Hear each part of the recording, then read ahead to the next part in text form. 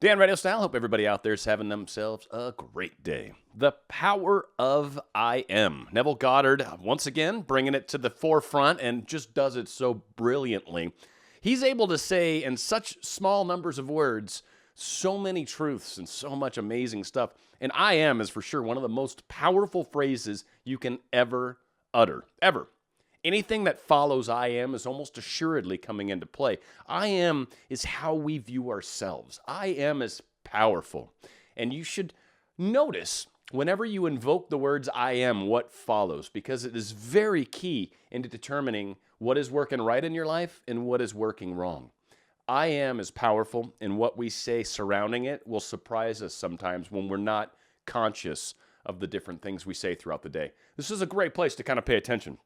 So Goddard nails it out of the park, I believe, as always. This, again, is out of the book, The Power of Awareness. It's actually the first chapter. And I'm going to take a few stabs at it here. This is some good stuff. First off, I am is a feeling of permanent awareness. The very center of consciousness is the feeling of I am.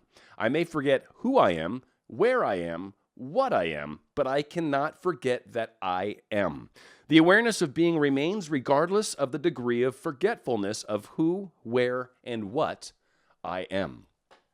One of the coolest things for some of us that maybe have studied the different densities in life, some of us are suggesting that this planet's evolving to a fourth density existence. Well, third density is that awareness, the self-awareness, the fact that I am. And they talk about second density creatures, just kind of more or less reacting to outer stimuli, but they're not really self-aware. They're not aware of themselves in spite of everything else around them. They get that there's other things around them and they react to it. So good examples would be house pets, even though some of those start to drift into third density, but animals, plants, and stuff like that, they're aware of themselves. They're growing towards the light. They're trying to react relative to what's going on around them. Great example with plants. You can take a seed that's starting to sprout. You can pull that seed out, flip it upside down. That tree will try to go back against gravity. It knows, relative to gravity at least, what direction it's pointing, and it reacts to that. So there's a consciousness even inside of that little itty bitty baby plant that's starting to grow. So us being a little more evolved, the I am is that awareness of who we are. It's awareness of that divine part of ourselves, the God part of ourselves, whatever we want to call it. But it is that awareness that makes us different in many ways. This is a very powerful component of who we are. They even said in the Bible when Moses went up to the burning bush, I think it was, right, in Mount Sinai or whatever the heck it was. I'm not the best biblical scholar, but he was up there and the bush was burning. He's like, well, who is this? And it said, I am. And he's like, what? And he's like, I am that I am. One of the most powerful phrases in the Bible is when God apparently says, hey, my name's I am. And if you think about that for a second, whenever you invoke the I am, you're invoking that same power. So Goddard, of course, just gets into it. And it's just awesome. So anyway, this great discovery of cause reveals that good or bad, man is actually the arbiter of his own fate. And that is his concept of himself that determines the world in which he lives. And his concept of himself is his reaction to life. In other words, if you are experiencing ill health, knowing the truth about cause, you cannot attribute the illness to anything other than the particular arrangement of the basic cause substance, an arrangement which was produced by your reaction to life and is defined by your concept of I am unwell. This is why you were told, let the weak man say, I am strong, for by his assumption, the cause substance, I am, is rearranged and must therefore manifest that which his rearrangement affirms. This principle governs every aspect of your life, be it social, financial, intellectual, or spiritual. Obviously, a lot to unpack here. So first off, one of the things I like is when he talks about, let the weak man say, I am strong. Kind of in relation to being healthy or sick. Instead of the weak man saying, I am not weak, he says, I am strong. He says what he wants. He says what he affirms. He says what he believes to be true. And when you do that, that arrangement, as he puts it, must come forth. You're stating with I am. You're essentially telling the universe with authority, this is what must be. I am such, therefore make it so. So from that declaration, things start to happen around you. So, of course, by saying I am strong, I am now becoming strong or am strong, or the very concept of strength now is going to start to manifest itself within me. Now, I will say, there are places where you kind of need to be careful about what you state after I am. You can make declarations that actually can lead to things, but you can also set a lot of things in your path. Say, for example, you want to declare that you're going to be a master or something crazy like that. What that means is you are now asking life to show you all sorts of experiences to help you understand the way physicality works, the way action-reaction happens, the way things start to manifest in your life. By making these declarations, sometimes they create larger pictures. So, again, to the point of, I am a master, that's a huge statement to make. Now, saying, I am healthy, I am wise, I am moving forward, I am with the love of my life, I am in love with myself, I am constantly seeing evidence of how love works in the universe. Like, I am is a very powerful statement, and when you use it to the benefit of what you're trying to do in your life, not I am with Jack, that's not really an I am use. I am in love. I am experiencing love with Jack. Jack and I am in a relationship where Jack and I can experience the most wonderful parts of love that this universe has to show me. There's so much more to I am than I am in love with Jack, right? So kind of understand and sort of play with the concept. He's talking about a broader sense. This is the most powerful gift we were given by our Creator, whatever that is, right? So with this power comes great responsibility, obviously, as they say in Star Wars, or Spider-Man. I am is that reality to which, whatever happens, we must turn for an explanation of the phenomena of life. It is I am's concept of itself that determines the form and scenery of its existence. Everything depends upon its attitude towards itself. That which it will not affirm as true of itself cannot awaken in the world. Let me say that again. That which it will not affirm as true of itself cannot awaken in the world. If you're not saying I am something powerful, something cool, that's not going to awaken, right? So if there's something you're trying to manifest and you're not making any sort of declarations towards it, if you're not making any steps in that direction, then you're not going to awaken that component of who you are. That is your concept of yourself, such as I am strong, I am secure, I am loved. It determines the world in which you live. In other words, when you say, I am a man, I am a father, I am an American, you are not defining different I ams. You are defining different concepts or arrangements of the one cause substance, the one I am. By stating these things, you are kind of affirming different pieces of that I am. You're not necessarily declaring some larger I am, as he's saying, I am a father, I am a man, I am a this, right? The smaller components of who you are. You're much larger than that. You're not just a man, you're not just an American, you're not just a father, you're not just a European, you're more than just that. So, there we go. Where are we at? Yeah. Even in the phenomenon of nature, if the tree were to articulate, it would say, I am a tree. An apple tree, a fruitful tree. It's kind of getting into the depth of who we are as people. If we are so much more. So, I mean, again, some of these concepts, things like self-love and other things, it's coming from this component, from this aspect. When we declare ourselves relative to other things, something, I am fruitful, or not fruitful, I am great, I am determined to make more of my life, I am determined to make a difference in this world, I am determined to make more money doing things I love doing, I am happy to, right? When you start to declare these aspects of who you are, these things that you want to be a part of, when you use the I am and invoke that, it creates a feeling inside of yourself. Try it. Try it. It is amazing. When you start making those declarations of I am, you'll get chills sometimes. It is an extremely powerful way to manifest. It's almost a technique in and of itself, and really it's the I am technique. And anything that follows is assuredly on its way. I am is very, very powerful. So when you know that consciousness is the one and only reality, conceiving itself to be something good, bad, or indifferent, and becoming that which is conceived itself to be, you are free from the tyranny of second causes, free from the belief that there are causes outside of your own mind that can affect your life. So many of us like to blame things outside of ourselves. And the reason, truly, psychologically, why so many of us do this is because if we were to actually look at it from our own standpoint, one, it would be our fault. I don't like that. I don't want to be at fault. It's not my fault. It's Joe's fault. Joe was the one that did this to me. Joe made me sad. No. You reacted to Joe. You internalized what Joe said. You then kind of probably came up with some sort of I am statement, sometimes anyways, that said, I am stupid. Joe told me, right? Now all of a sudden you're taking what Joe said and you're internalizing it and you're making it real. Now it has an emotion to it, but you've given it that, not Joe. Joe's opinion didn't matter. So it's the power of really what we ascribe to ourselves, what we accept as reality becomes our outside experience. And when we can take charge of that, when we can own that, when we can run with that, you now have the power to affect your life. It's no longer someone else's fault or responsibility to bring you happiness, to be your guiding savior, to be your shining light. No, because now you are your own example. You are your own shining light.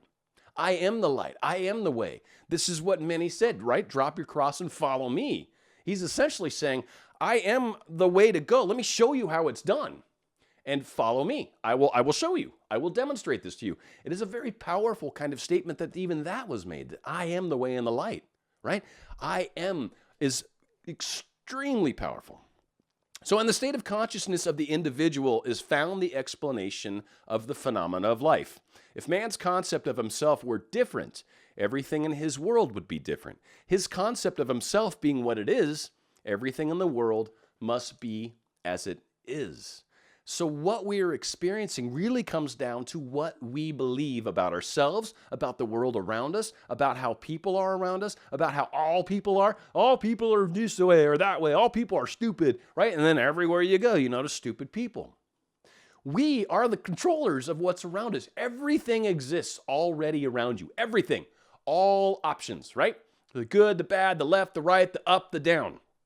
What we focus on, what we acknowledge, what our I am consciousness notices and talks about and sees and pays attention to and focuses on is what we see more of. More of. It's all based off of our focus. If you keep wondering why there's so many bad people in the world, why there's so many horrible books, why there's so many bad commercials, why there's so many people that can't drive, like whatever it is that you're focusing on, you're going to see more of. So by stating what you would like to see, regardless of what fiction exists in your real world, say what you want, acclaim it, own it, have it, be it. I am it. And by doing that, you start to create exactly what you're stating. Exactly what you're stating. Rather than putting all that onus outside of yourself, putting all that, well, if they would just call me or text me, I could be happy. No, I am happy by myself.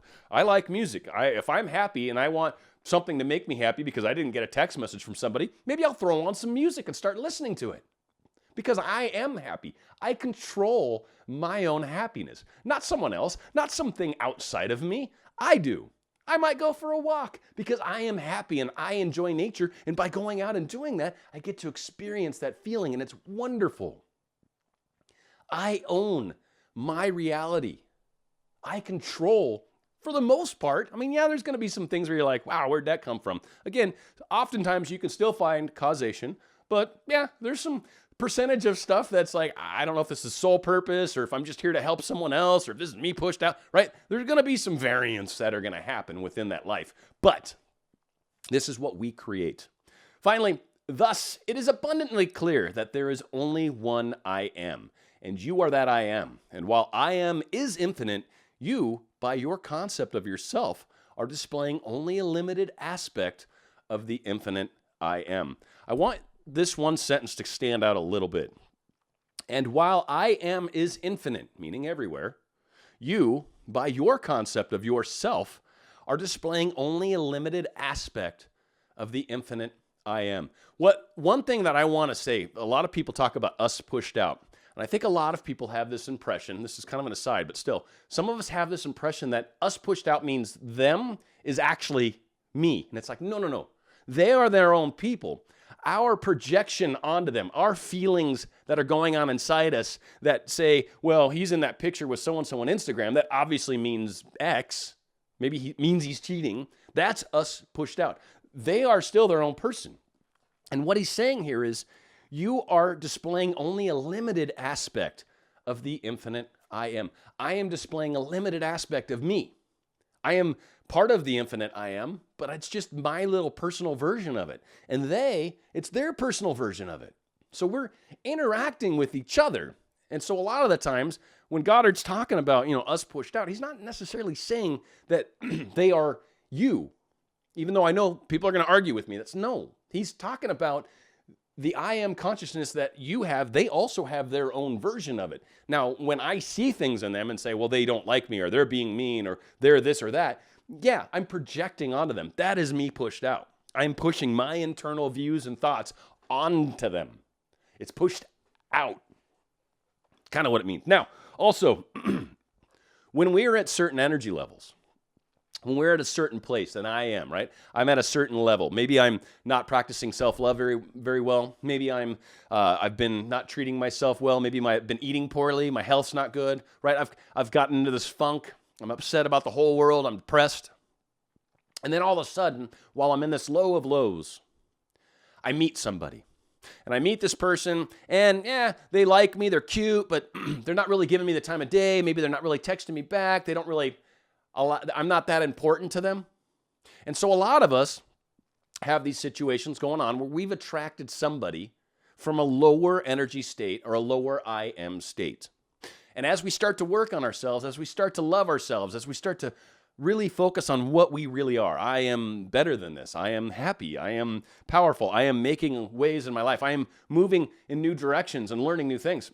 When we start to do that, we might start to look at this person that we attracted at a lower level, and now we start to notice, wow, they don't really treat me the way I should. They don't really love me quite like I should. I'm not that important to them.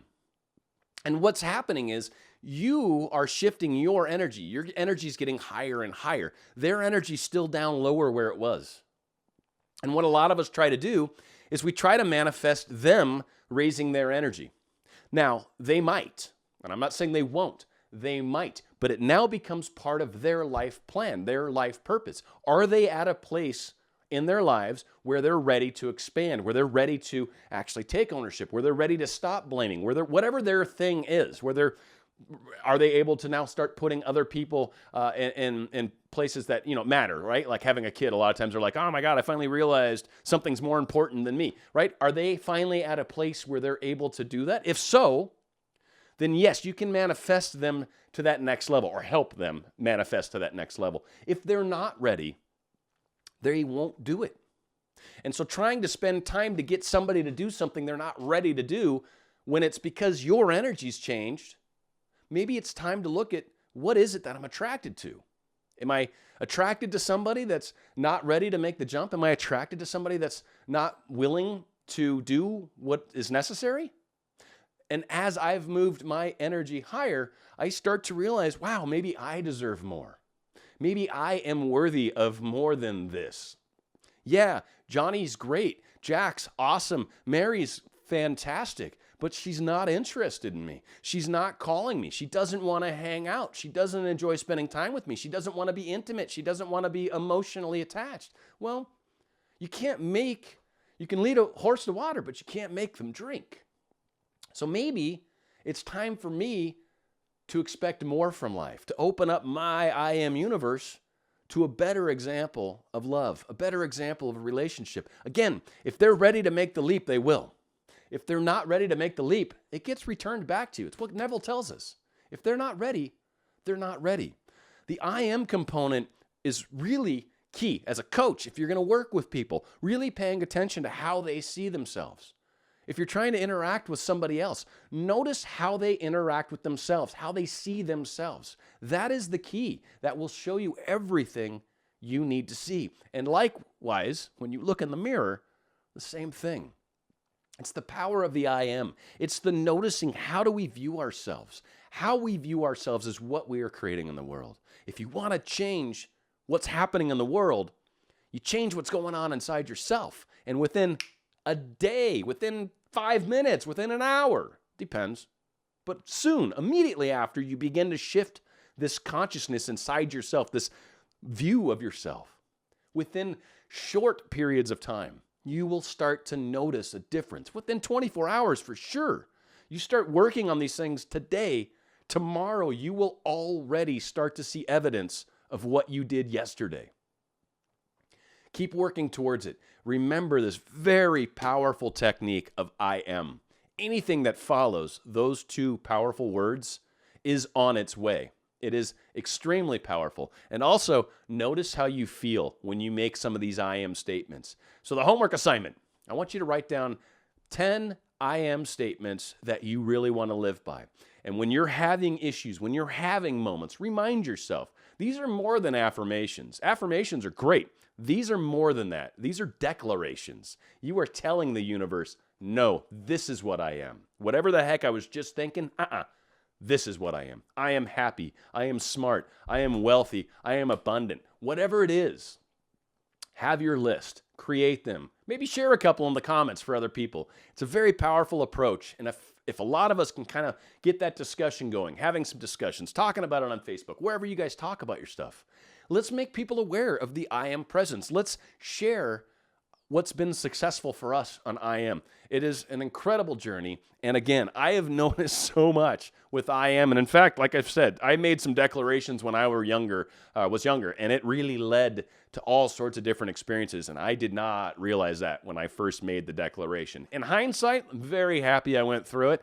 At the time, there was a lot of challenges I created in my life that, again, were lessons, were things I needed to learn, were things I needed to understand. It made me a better teacher, I hope. And certainly, I think it makes me a little better at trying to explain some of what wonderful, joyous stuff that Mr. Goddard has been kind enough to share with us. I hope you guys are enjoying. More great videos are coming your way. Dan RadioStyle.